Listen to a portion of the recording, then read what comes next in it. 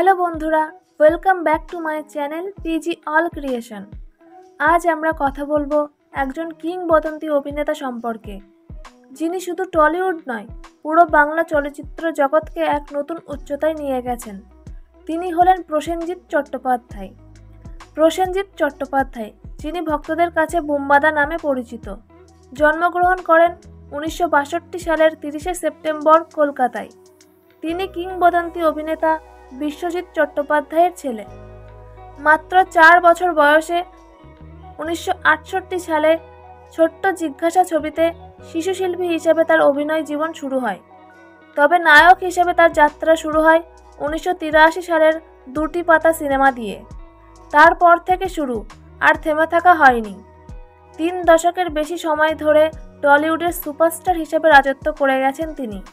একের পর এক সুপারহিট সিনেমা, অমর প্রেম, বিয়ের ফুল, মনের মানুষ, অটোগ্রাফ, জ্যোতিষ্বর এবং আরও বহু স্মরণীয় ছবি তার ঝুলিতে।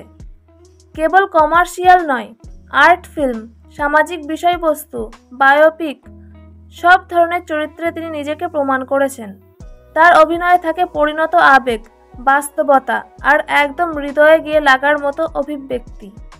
তিনি পেয়েছেন বহু পুরস্কার, যেমন BFJA অ্যাওয়ার্ড, আনন্দলোক অ্যাওয়ার্ড এবং ফিল্মফেয়ার ইস্ট অ্যাওয়ার্ড।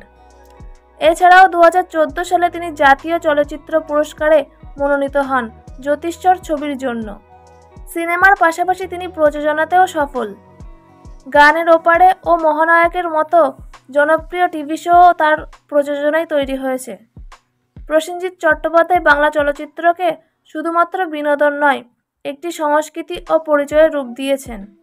বুম্বাদা শুধুই একজন অভিনেতা নন, তিনি বাংলা চলচ্চিত্রের জীবন্ত ইতিহাস। প্রসেনজিৎ চট্টোপাধ্যায়কে আপনাদের কেমন লাগে অবশ্যই কমেন্ট করে জানাবেন, আর ভিডিওটি ভালো লাগলে লাইক, কমেন্ট অ্যান্ড সাবস্ক্রাইব করে দেবেন।